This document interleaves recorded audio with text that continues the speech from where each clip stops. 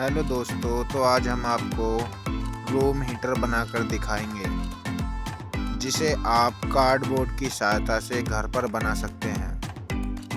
तो दोस्तों, हमारी वीडियो को लगातार वॉच करना है। तो चलो हम वीडियो को स्टार्ट करते हैं दोस्तों।